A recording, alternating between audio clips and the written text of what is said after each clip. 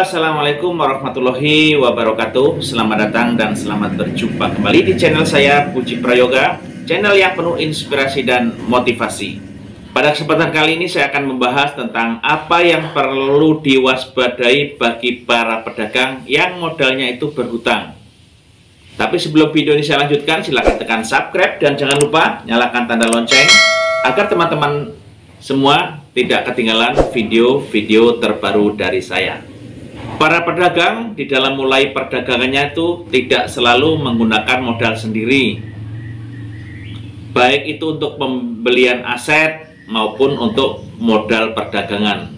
Tapi ada juga yang modal sendiri. Tapi pada kesempatan kali ini saya akan membahas tentang bagi para pedagang yang modalnya itu berhutang. Nah, di dalam melakukan perdagangan atau melaksanakan proses perdagangan itu tidak selalu perdagangannya itu lancar. Kadang ada yang lancar, ada yang sedang-sedang, bahkan ada juga yang sepi, bahkan boleh dikatakan itu macet, sehingganya tidak ada pemasukan. Nah, sedangkan hutang yang digunakan atau modal hutang yang digunakan itu memerlukan angsuran. Nah, apabila hutang itu anggap saja di tempat atau badan finansial yang memerlukan margin, sehingganya mungkin hutang 100 juta itu nanti di dalam pengembalikan dalam waktu tertentu itu ada marginnya. Pada saat perdagangan kita mengalami sepi dan terancam macet, itu ada yang perlu diwaspadai agar Anda itu tidak terjebak di dalam hutang yang besar dan tidak bisa mengembalikan kembali, sehingganya yang di luar perdagangan itu sampai terjual tidak mencukupi untuk membayar hutang yang ada. Di dalam mengambil keputusan, para pedagang tersebut biasanya itu ada dua. Yang pertama itu mengambil langkah yang berbahaya, seperti mungkin meminjam uang di tempat tertentu yang mensyaratkan pengembalian dengan berbunga persentase yang cukup tinggi.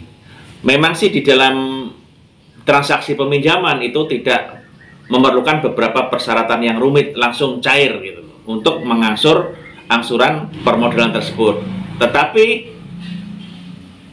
harapan setelah peminjaman itu perdagangannya lancar kembali, ternyata tidak kunjung lancar. Akibatnya hutang modal itu terdapat dua hutang. Yang pertama itu modal yang dengan margin yang ideal, dan yang kedua itu dengan margin yang cukup tinggi, sehingganya mempunyai beban angsuran double, sehingganya harus berhutang lagi di tempat-tempat yang marginnya cukup tinggi, sehingganya hutang modal itu tidak terbayar, dan hutang berikutnya juga tidak terbayar karena perdagangannya itu betul-betul mengalami sepi dan menuju kemacetan.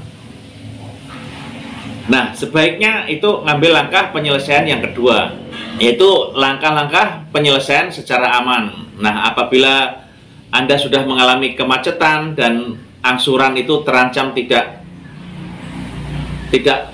ke-cover dengan hasil perdagangan, itu sebaiknya Anda itu menjual salah satu atau salah dua aset yang ada di dalam perdagangan, mungkin kendaraan, mungkin yang lainnya lah. Yang penting penjualan aset yang tidak memerlukan margin lagi atau bunga lah, kalau katakanlah. Sekalipun aset kita menurun, tetapi hutang kita itu tidak bertambah.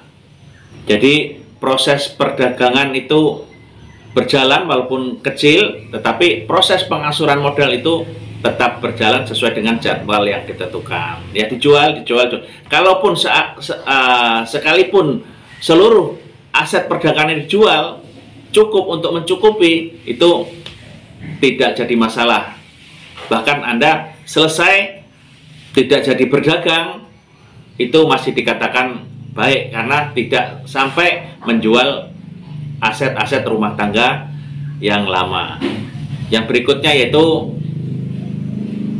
kita harus banyak-banyak berdoa kepada Tuhan Yang Maha Esa agar peristiwa atau perkara sesuatu yang terjadi di dalam perdagangan kita itu bisa dilancarkan dan penyelesaian utang bisa juga dilancarkan, dan Allah Subhanahu wa Ta'ala memberikan jalan terbaik untuk kita. Kalau memang yang paling baik itu menurut kita itu berhenti berdagang, tetapi kita tidak meninggalkan hutang yang banyak. Oke, mudah-mudahan tips singkat ini bisa membawa manfaat dan barokah kepada teman-teman semua.